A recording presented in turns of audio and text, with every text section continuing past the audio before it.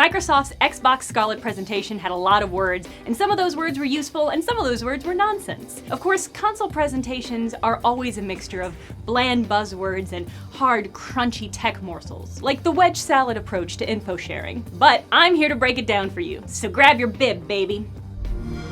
Some parts of the Scarlett presentation are obviously just iceberg lettuce, like... This generation is going to be a bigger leap than any generation we've done before. So vague, it's hard to argue. Other parts seem like they might be little bacon bits, like... The heart of our next generation console is our custom designed processor. But they're actually fakin' bits. AMD does provide processors for Xbox's competitors, like the PlayStation, so the fact that this is custom designed does mean it's exclusive. But AMD has been offering this since 2012. All of the last gen consoles had custom designed processors, both Xbox and PlayStation. So it's kind of industry standard at this point. It's like saying this year's Xbox will have pushable buttons. Leveraging the latest Zen 2 and Navi technology from our partners at AMD. Zen 2 is part of the microarchitecture of AMD's new Ryzen microprocessors, and the number of times I just said micro should give you an idea how small we're talking. Here's what we know. The Zen 2 cores and the Navi graphic cards will be more powerful than what we have now, because that's how technology progresses. But neither of these have been released yet at the time of this recording, so we don't really know much about that progress. Will it be better?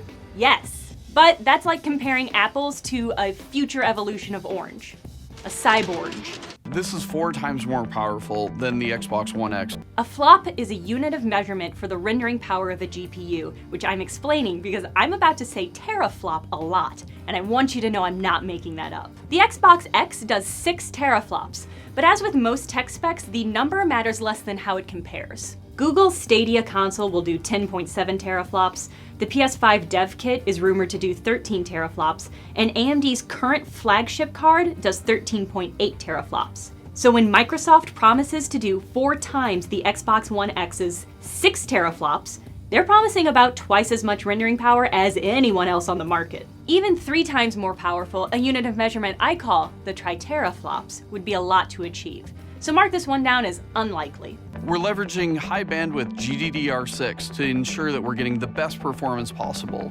GDDR6 SDRAM stands for Graphics Double Data Rate Type 6 Synchronous Dynamic Random Access Memory, which is a nightmare. The point is, it's the memory part of the Navi graphics card, it's cutting edge, and it moves info wicked fast. That's a bacon bit. We're looking at frame rates up to 120 frames per second. For those of you ready to drop out of middle school and become esports legends, this is good news for you. More frames per second means more information for you to use and better response time for your inputs. For regular Jennas like me, it means smoother animations, although whether I'll notice a difference is sort of up in the air. That said, it's really up to the game developers if they want to try to achieve 120 FPS.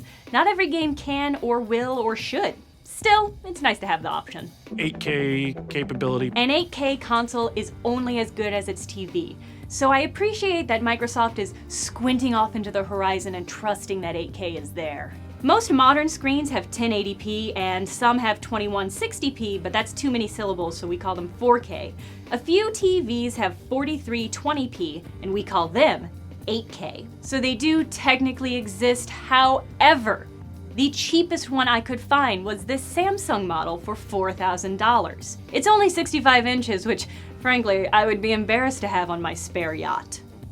Variable refresh rate. The refresh rate is how often a TV updates the image to the next image, all strung together to make a moving picture. Sometimes a console's frame rate will drop because there's too many figures on the screen shooting and doing backflips, and if it drops so much that it gets out of sync with the refresh rate on the TV, that's lag. Variable refresh rate means that when the FPS drops, the refresh rate will drop to meet it so they remain in sync. That sounds very easy, it's actually very advanced. The Xbox One S and X launched with VRR capabilities, and some gaming monitors at the time supported it, but no TVs did.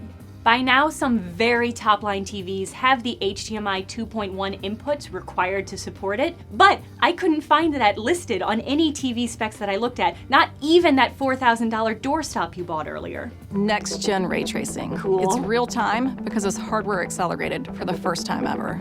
Okay, real time is extremely exciting. Video games up till now have struggled with showing lighting, especially when it comes to reflections. Ray tracing allows games to more accurately model things like how beams hit different materials, how shadows fall, how water refracts light. It is burdensome to process. Ray tracing has existed a good long time, but only in the domain of Hollywood special effects. In games, you have to render it in real time while characters are shooting and backflipping in a beautiful light-filled world, and that's hard. That's why pre-rendered footage of, say, Spider-Man has big shiny puddles and the release doesn't. So when Microsoft says the Scarlett is powerful enough for real-time ray tracing, it means mirrors, glass, and water are about to look a lot nicer.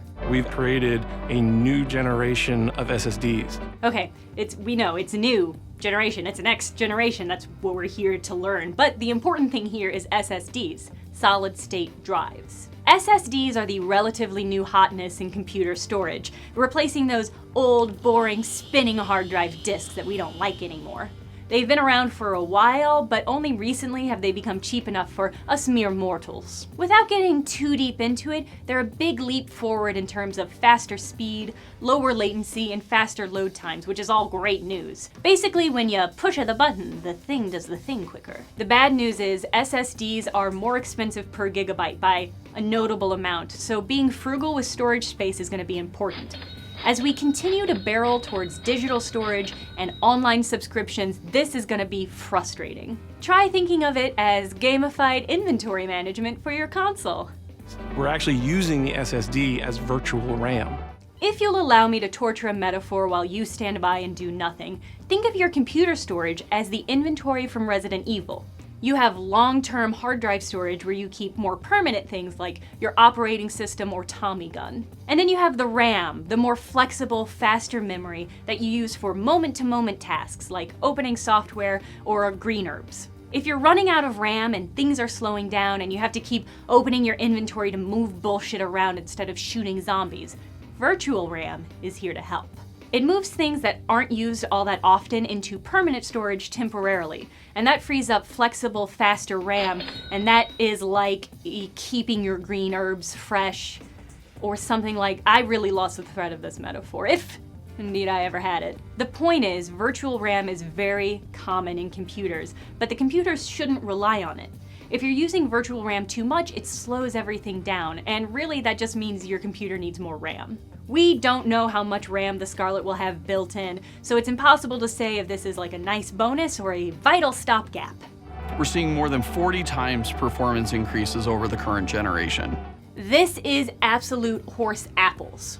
The combination of the SoC and the solid-state drive are really what gives you a totally new experience. SoC stands for System on Chip, and it's the big processor that houses the CPU and the graphics cores and a bunch of other really important stuff. Basically, it's like the traffic control tower. It integrates all of these functions with each other. Mostly it just makes the whole system more efficient, but that's not like a totally new experience. That's just its job. That's just what it does. It's very common. You've used it. It's in mobile phones. When you can move through worlds without waiting for screens to load, that speed, that performance is what the next generation is about. Okay, but really? Because there's no real technical reason why modern games have to have loading screens. It's just a matter of giving the console enough breathing space to load the big chunk of game. God of War proved that you could make a game seamless in the last generation if you make the choice to do so. And that's on the game developers, not the console. So maybe the next generation will or will not have loading screens. Microsoft is just giving game developers that power. It's up to them to wield it responsibly. This is the most immersive console experience ever. Unquantifiable. Overall, the Xbox Scarlett looks like it's going to be a lot more powerful. You knew that. But now you know what that means a little bit more specifically.